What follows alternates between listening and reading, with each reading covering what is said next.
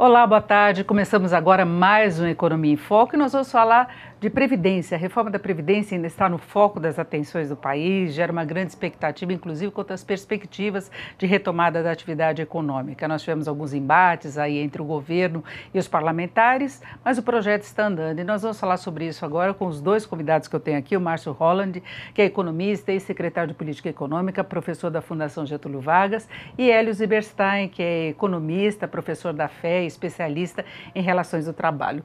Boa tarde aos dois. Boa tarde. Boa tarde, Denise. Bom, vamos fazer uma avaliação geral, né? Como eu disse, houve um certo ruído político em relação à apresentação do relatório na semana passada, mas o relatório está caminhando. Márcio, começando por você, você acha que pode ser uma boa reforma nessas condições?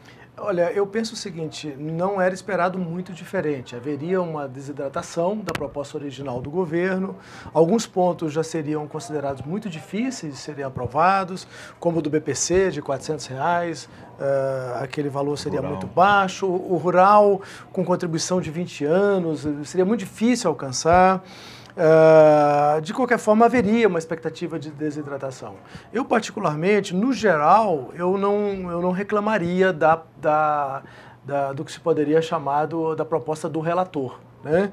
O que o relator fez, particularmente, eu acho que já tem cara de uma reforma da Previdência. Nós fizemos pequenas reformas, né? No FHC fez alguma coisa, no Lula fez alguma coisa, no Dilma I fez alguma coisa, mas dessa vez a gente está fazendo uma reforma um pouco mais profunda. Já é ponto favorável para o país nesse momento. Vamos ter uma idade mínima, que é uma coisa que não tinha, idade né? mínima, algumas outras condições de aposentadorias que vai permitir uma economia aí de torno de 800 bilhões, 900 bilhões em 10 anos, o que está de bom tamanho. Agora, essa alteração, ou as alterações que foram feitas em relação à proposta original, na avaliação do ministro Paulo Guedes, acabaram inviabilizando a proposta de capitalização dele. O governo ainda tenta incluir, mas ele não vê o suporte financeiro, porque ao contrário do que o relator colocou de início, que daria uma economia de mais 900 bilhões, o ministro estima alguma coisa acima de 800 bilhões. E nos cálculos dele, isso inviabiliza. Agora, professor Hélio, o senhor lá na FIP defendia desde o início uma capitalização diferente da do governo, da equipe econômica. Exatamente. E a capitalização que nós defendemos independe da profundidade da reforma, porque a gente propõe que a capitalização seja feita não com os recursos do INSS, mas com os recursos do Fundo de Garantia. Então, o que o governo tinha proposto, essa emenda gestada no Ministério da Economia pelo ministro Paulo Guedes, pretende substituir a repartição pela capitalização. Isso não dá certo em nenhum lugar, por uma razão muito simples.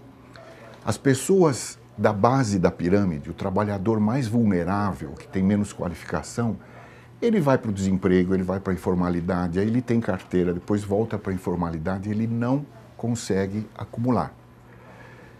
Então, um regime único com capitalização vai precarizar a aposentadoria dessa base da pirâmide.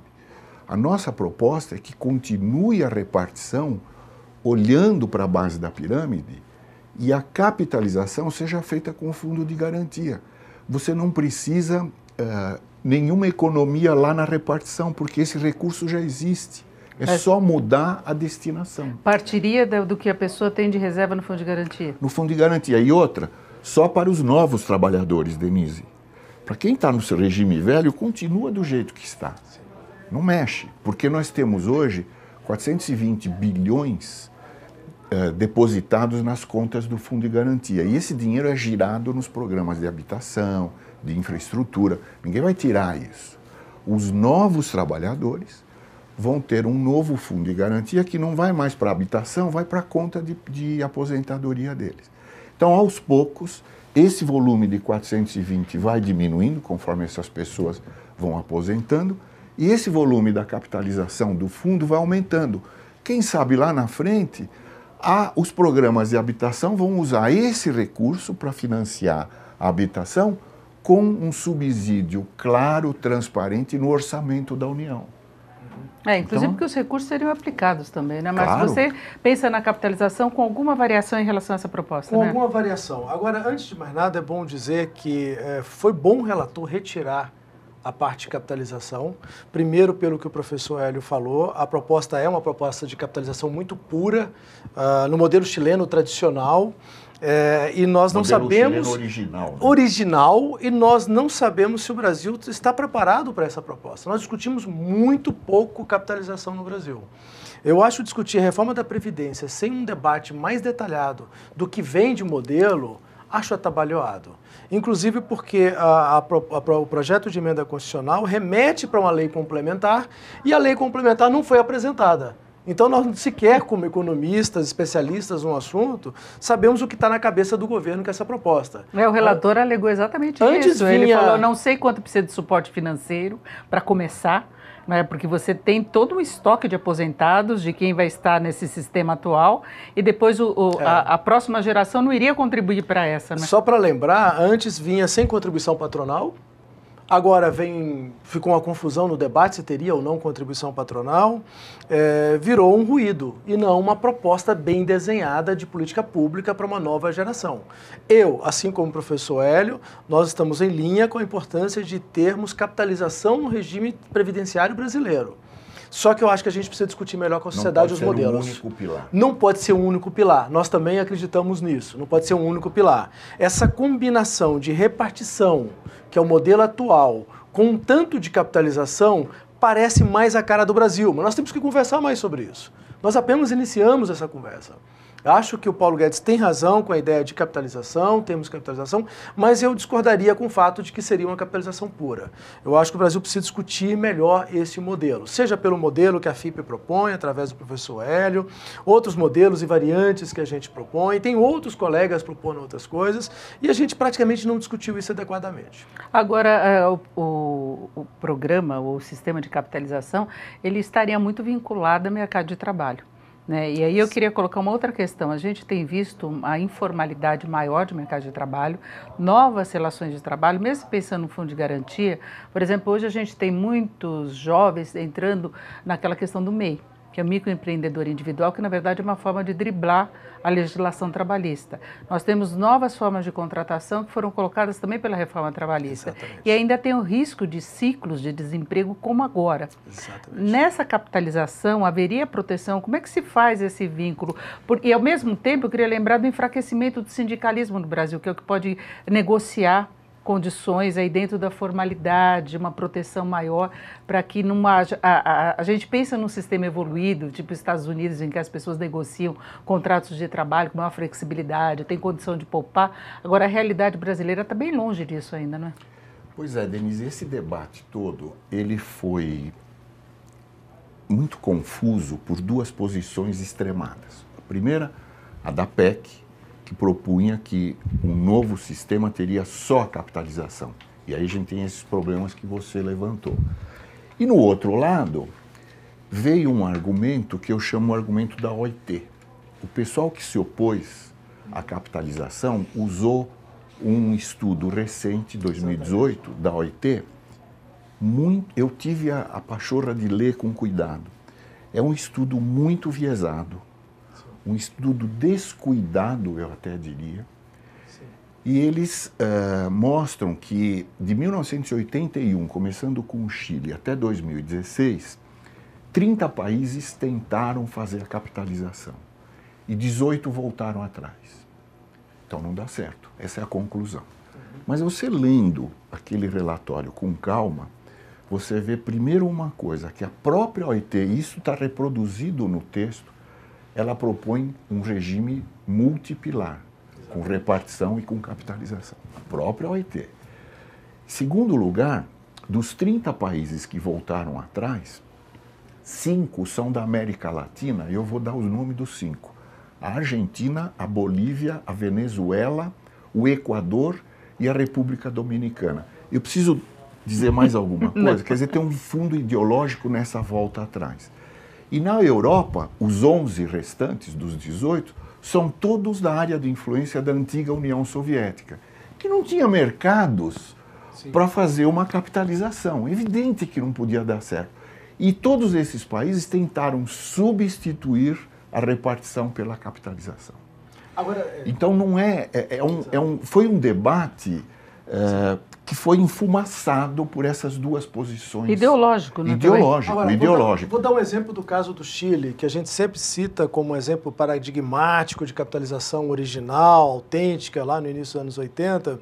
Algo deu certo do Chile. Algo deu certo. O Chile é uma economia extremamente organizada, tem um desenvolvimento em termos de IDH muito relevante em relação a países como o Brasil, uma redução de desigualdade de renda muito significativa. Crescimento baseado em investimento, Poupança. investimento em infraestrutura, poupança alta, o equilíbrio macroeconômico. Algo deu certo no Chile. Algo deu certo. O problema do Chile foi uma nova geração chegando para pegar o recurso, encontrando um valor que também há controvérsia sobre essa média desse valor. As estatísticas são bem variadas. Um valor aproximadamente a metade do salário mínimo chileno. Então, a pessoa pergunta, pô, eu vou ganhar metade do salário mínimo chileno, claro, depois que eu dei tantos anos de contribuição. E se esse é o único pilar, então... Agora, se esse é exatamente, se esse é o único pilar... Por isso que não pode ser o único pilar. Exatamente. E ele foi mal dimensionado, muito concentrado. A discussão foi muito apressada. Mas aqui no Brasil a gente passou por um processo semelhante quando houve a recuperação do salário mínimo em termos reais. Exatamente. Que foi uma coisa que eu sempre ouvi de aposentados fazendo matéria sobre isso, que a pessoa se aposentou, por exemplo, recebendo 5 salários e de repente ela estava recebendo 2. Claro, ele usa porque o salário mínimo, claro. O salário mínimo teve ganho real acima da inflação e a aposentadoria não é? O salário médio do Chile é maior que o brasileiro. E a gente reclama que eles ganham a metade do salário mínimo do salário médio que ele ganhava. O salário mínimo brasileiro hoje é 80% maior do que o de 2000, quando já descontada a inflação. Exatamente. Então não dá para medir uma aposentadoria do ano de 2000 com um salário mínimo desse tamanho. Então ele tinha muitos salários mínimos. Com agora um salário mínimo desse tamanho, vai ter menos salários mínimos. Então essa comparação... mas agora, além da relação, houve uma perda de valor mesmo da aposentadoria no Chile. Houve uma perda de valor, sim, tudo indica que sim. Agora, você citou muito bem as transformações que estão acontecendo no mercado de trabalho. O Brasil, além de ser um país ainda muito desigual em termos de renda, em termos de oportunidade, em termos de acesso ao mercado de trabalho, em termos regionais, tá? Ainda vem aí caminhando a passos largos essa tal de revolução digital que vai alterar o mercado de trabalho. Existe uma relação muito direta, estreita entre mercado de trabalho e sistema previdenciário. As duas coisas se colam, um financia o outro, né? Um banca o outro. Mas o Fundo de Garantia sobrevive a isso? Olha, é uma discussão a ser feita. Olha, eu diria o seguinte, todo o estado de bem-estar social que se construiu na Europa, mesmo nos Estados Unidos e aqui nos países da América Latina, ele foi todo baseado numa coisa chamada vínculo de emprego.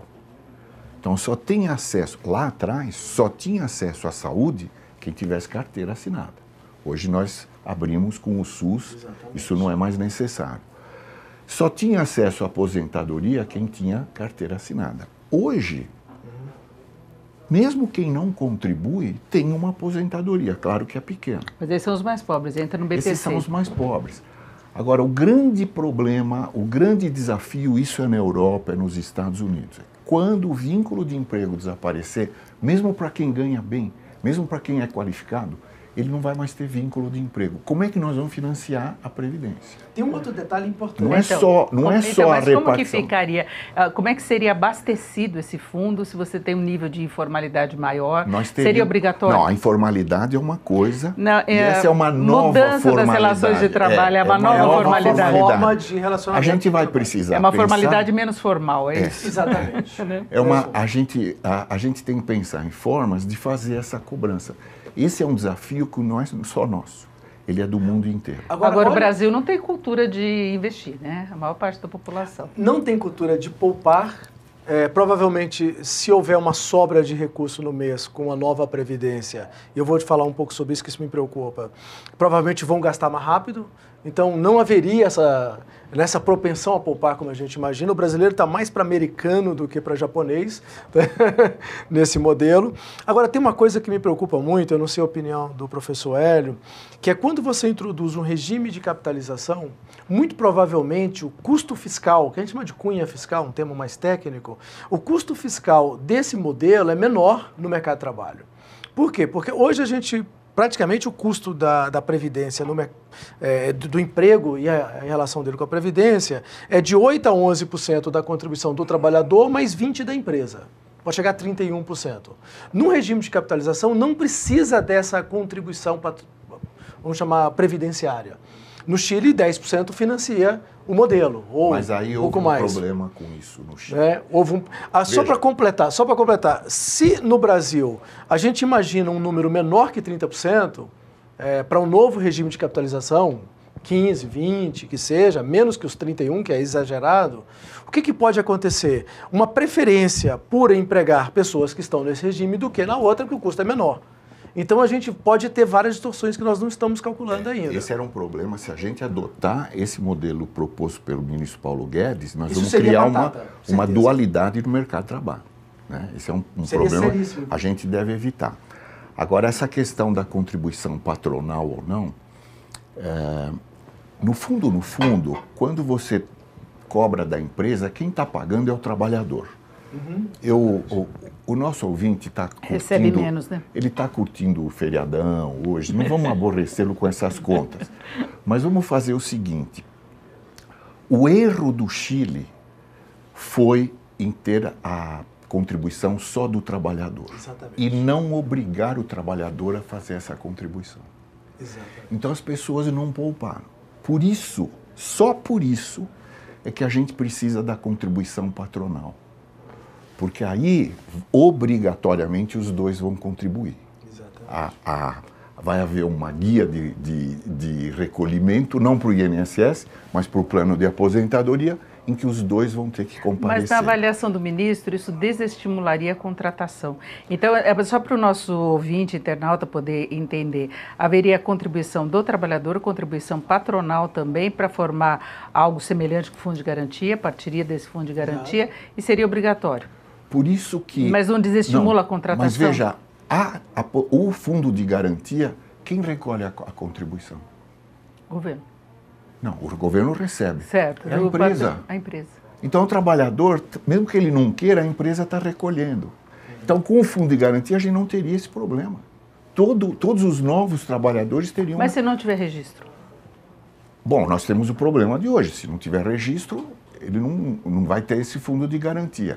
Por isso que no nosso modelo a gente propõe uma redução nas alíquotas gradativa. Exatamente. E ao longo de 20, 30 anos a gente chegaria numa alíquota de 5,5.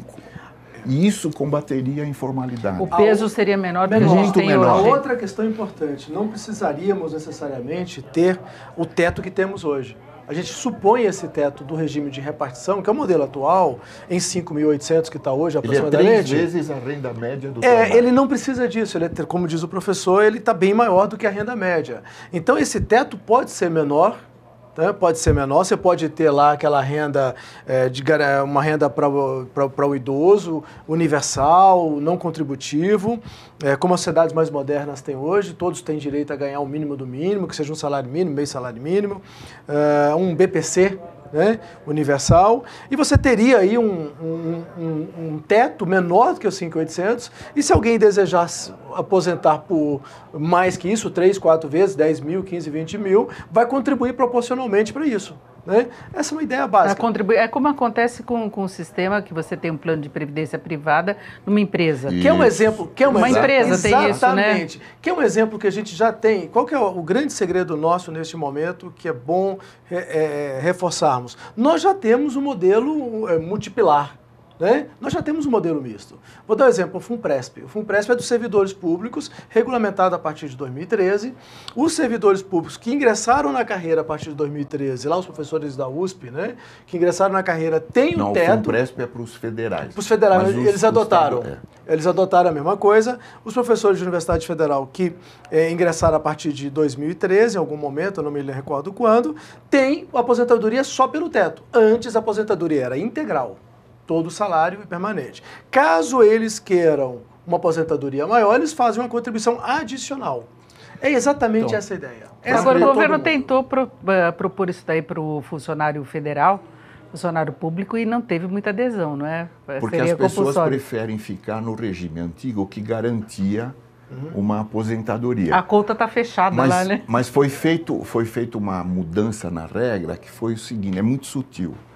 Quem não se manifestar está no regime de capitalização. Exatamente. Quem não quiser pula fora, e aí aumentou. Exatamente. Denise, a coisa se resume é muito simples. O que nós precisamos não é capitalização, nós precisamos de um regime multipilar. Exatamente. Um pilar não contributivo. Exatamente. Então, a pessoa que viveu desempregada na informalidade, quando chegar aos 60, 65 anos, tem um pequeno benefício incondicional. Só mostrar a certidão de nascimento. Um outro regime por repartição também não muito grande, porque se esse primeiro for muito grande, nós não vamos ter contribuição aqui. E esse segundo, sendo pequeno, 5% de contribuição resolve, a gente está matando a informalidade. E o terceiro, capitalização, compulsória pelo Fundo de Garantia, como recomenda a OIT. Né? E um quarto, optativo também de capitalização. Esse é o modelo que nós precisamos construir, nós precisamos discutir, e eu achei que foi, ao mesmo tempo, uma pena que não se aproveita agora e faz uma abertura para esse novo modelo. Não precisava detalhar, uma abertura, quer dizer, uma manifestação de confiança geral. Vamos abrir, vamos deixar aberta a possibilidade de criar isso e depois nós vamos discutir o detalhe. Agora, tem alguns partidos que estão dispostos a levar adiante uma proposta diferenciada de capitalização. Eu acho que é mais ou menos aquela maturação que você tem da ideia de reforma da Previdência, que está muito presente. Eu acho que, pelo menos pelo fato de o governo ter colocado a importância da capitalização, é uma discussão que está presente, está colocada lá, né? Se você observar, a discussão da reforma da Previdência em geral, independente da capitalização ou não, ela foi adquirindo adeptos com o tempo. Hoje a população já aprova a reforma da Previdência. A capitalização assusta, porque temos pouca informação. Mas quando melhorarmos a comunicação sobre o que ela significa para o trabalhador em geral, provavelmente vamos crescer a adesão. Vou dar um exemplo muito simples que o professor acabou de citar. O custo fiscal hoje para empregar é muito alto no Brasil. Mais ou menos, para cada R$100 de salário, uma empresa precisa ter R$220. Isso é uma coisa caríssima, a competitividade brasileira é muito alta, daí essa informalidade muito alta. Daí essa ideia de MEI, as pessoas correrem para mim que é empreendedor, que é uma pejotização, que é uma precarização desse relacionamento em geral. Aliás, o MEI é uma bomba atuarial relógio, né? Porque as pessoas estão contribuindo muito pouco e recebendo benefícios crescentes e irão receber esse benefício crescentemente no tempo. Isso é um perigo para o país. Ninguém parou para discutir isso. O MEI não é tão interessante quanto parece. O MEI não é sinal de empreendedorismo no Brasil. É sinal de pejotização e de desequilíbrio atuarial. E não tem a proteção social do sistema previdenciário. Agora, nós não podemos ter um custo da folha de pagamento tão alto quanto a gente tem no Brasil. Sim, é uma CIT. Temos que reduzir. Como é que a gente reduz isso? Fazendo esse equilíbrio entre repartição e capitalização. Tirando um pouco do Estado. Vou traduzir isso para uma linguagem mais filosófica. O regime hoje brasileiro ele diz mais ou menos o seguinte: os trabalhadores e empresários entregam o dinheiro para o governo e o governo devolve para os aposentados lá na frente. Tá? É o Estado cuidando do dinheiro de todo mundo.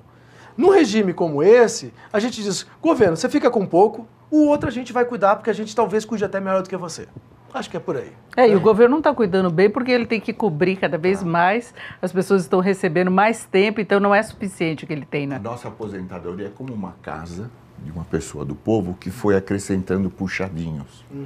E nós chegamos nesse modelo que todo contraditório, todo furado, ele tem benefícios não contributivos que são pagos por quem contribui. Então a gente precisava dar uma limpada nisso.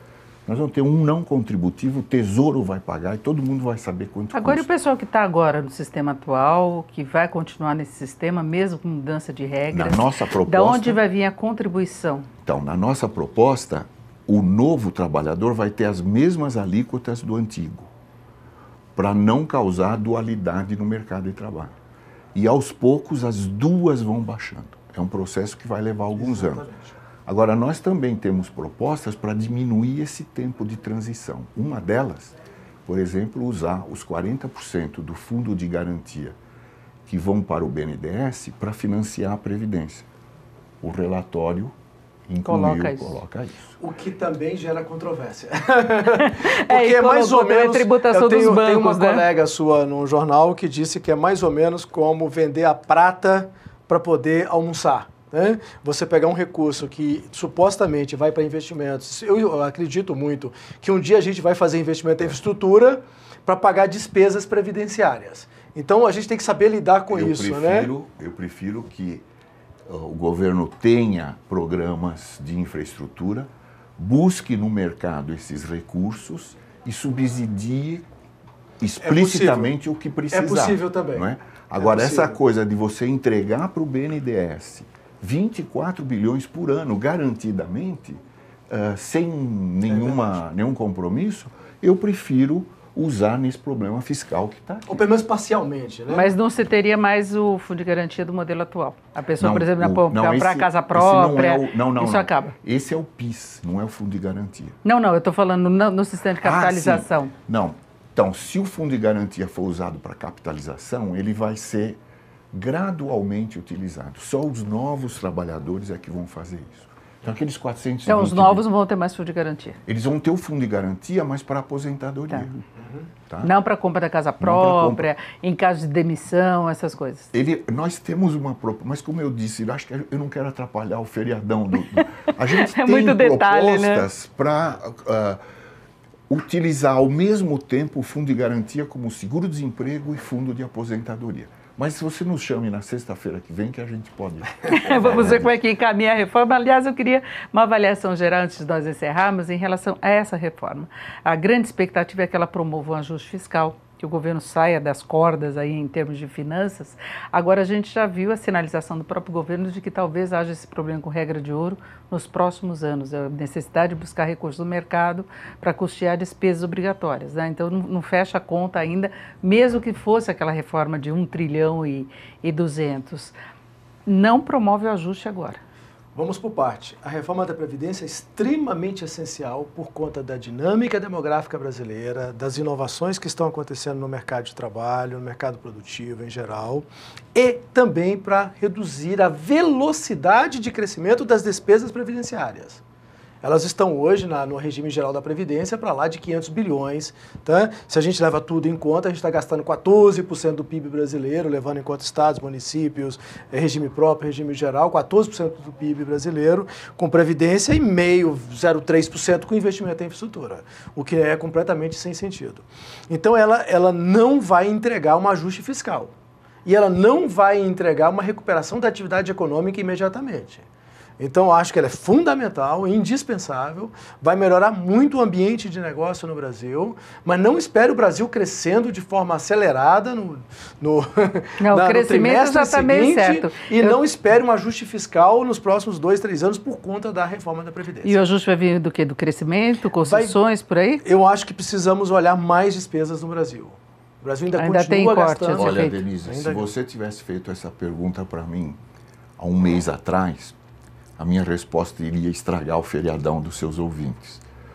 Mas hoje eu estou um pouco mais otimista, porque eu estou olhando o quadro geral. Essa reforma, eu costumo dizer que ela é o tipo da coisa... A gente costuma dizer que nós vamos perder os anéis para manter os dedos.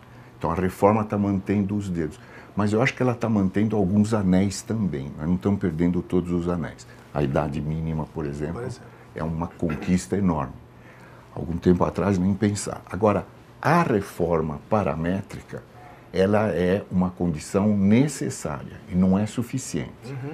Bom, e como é que vai ser o suficiente? Já há sinais de que nós começamos a mexer no resto. A Câmara acaba de montar a comissão especial para a reforma tributária. Nós temos na Câmara ela não está tramitando porque o Rodrigo Maia parou para a reforma da Previdência avançar. Já tem comissão especial. Em seguida, tem uma reforma tributária muito interessante, muito madura, muito equilibrada. O que eu quero dizer, e outras coisas que estão acontecendo. Outro dia a gente viu os senadores virem na segunda-feira votar uma medida provisória nos 48 minutos do segundo tempo, reforma administrativa. Um acordo entre oposição e governo. Então, eu acho que há sinais de que o mundo político, principalmente o Congresso, está assumindo o seu papel. Mesmo com todas as citações de atrito. Com todos, nós vamos ter que nos acostumar com essas coisas. Os próximos 3 anos e meio vão ser assim. Mas as coisas estão caminhando. E aí o que vai acontecer, quer dizer, eu imagino daqui 3, 4, 5 meses, o mercado, os consumidores olhando para uma reforma da Previdência já feita, por uma reforma tributária muito razoável andando. É outro cenário. E aí não é muito sonhador imaginar que a gente volte a crescer. E voltar a crescer significa aumentar a receita. Porque a gente está pensando só em conter os gastos. Nós precisamos, não tem dúvida. Mas mais um pouquinho começa a aumentar a receita. E aí a equação pode começar a se fechar. E crescimento gera mais emprego também, não é? E emprego é contribuição. Sem dúvida nenhuma. E não se esqueça que o mundo não está nada bom. Então, quando olha para o Brasil com alguma reforma, esse é o lado otimista, reforçando o lado otimista do professor, quando a gente olha para o Brasil com algumas reformas, agendas de reforma, a gente olha, o mundo não está bom. Hoje a Europa está muito ruim, o Mário Draghi chegou uma preocupação a falar global, novos estímulos monetários, derrubou as curvas de juros. E olha para o Brasil e vê alguma chance da gente ter investimentos em infraestrutura. E nesse ambiente de reformas, ele tende a vir. E aí, certamente, a gente tende a ter algum ciclo de expansão aí nos próximos anos. Perfeito, e a gente fecha, então, com uma mensagem otimista, né? Podemos dar certo aí no futuro não muito distante. Eu agradeço muito a participação do Márcio Holland, professor da FGV e secretário de Política Econômica, professor Hélio Zilberstein, especialista em relações do trabalho, professor da FEA também. Muito obrigada aos dois. Obrigado. E obrigada a você que esteve com a gente até agora. Eu lembro que o programa na íntegra fica disponível no Facebook da Jovem Pan News e também no YouTube. Obrigada, uma boa tarde.